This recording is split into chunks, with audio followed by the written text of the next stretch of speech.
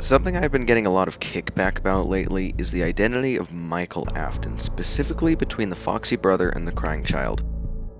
It seems that the fanbase is split between the two options. About a month ago, I made a video about Michael Afton and why I believe that he is the Crying Child.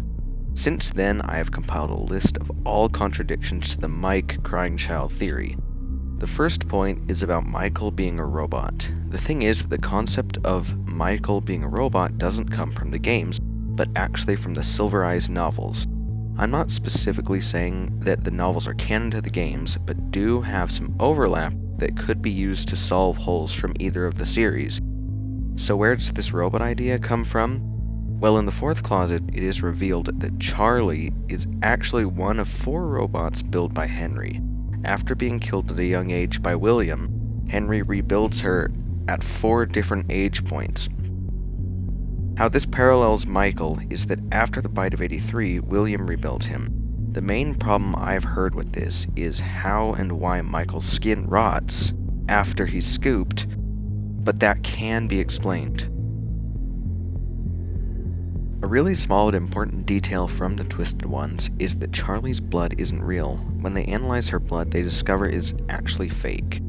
This would make sense because she is a robot, but this detail doesn't solve much, but could be why the screen fades to red after being scooped in Sister Location, but that still doesn't explain the rotting skin. Well, Charlie's skin probably isn't real, but it can still heal itself and most likely rot.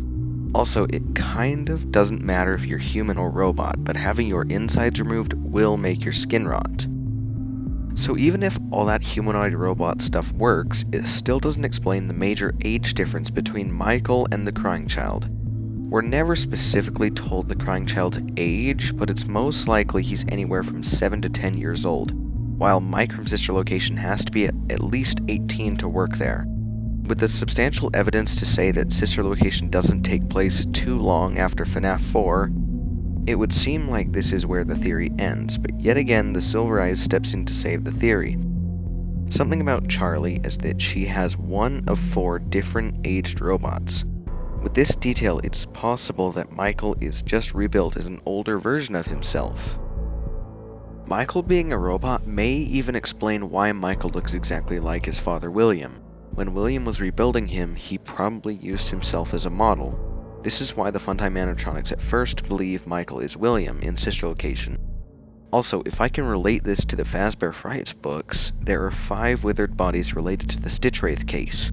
With the major likelihood that the Stitch Wraith is Ennard, it would seem like these bodies are 5 of Ennard's skin suits. Something that I've heard is the claim that Michael survives the scooping because of the remnant from the scooper. But the fact that these other 5 people didn't survive suggests that Michael doesn't survive for that specific reason. The last minor detail, which might be wrong, is that when Michael is scooped, you can actually hear a metallic impact like metal hitting metal noise. That high-pitched noise is there if you listen closely. Now, here's some contradictions I've heard. 1. Michael is referred to as the older brother in the Freddy files. My contradiction is that that certain quote is made in the theories section and isn't proven by just being there.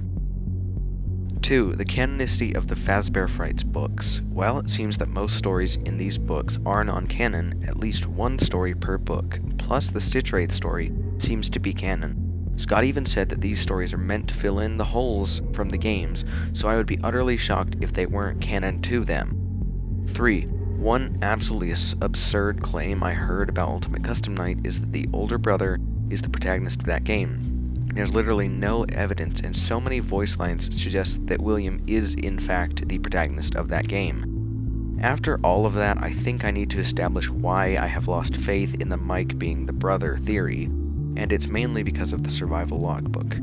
With the release of that book, it was revealed that Michael is the protagonist of FNaF 4 because he drew Nightmare Fredbear on one of the pages. I can't think of one single lore-supported reason that the older brother would have been in FNaF 4 rooms.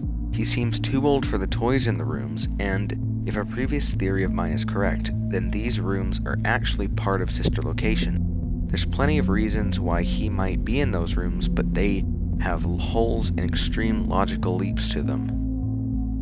To understand where and what the FNAF 4 rooms are, see my previous FNAF 4 theories. Clem, the editor, just wanted to say something about this theory.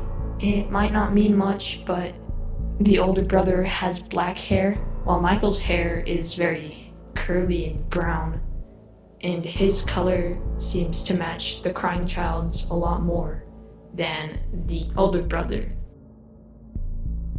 I'm almost certain Michael is the crying child and a robot, and I'm pretty certain that the next Stitch Wraith stories will try to confirm either one of those.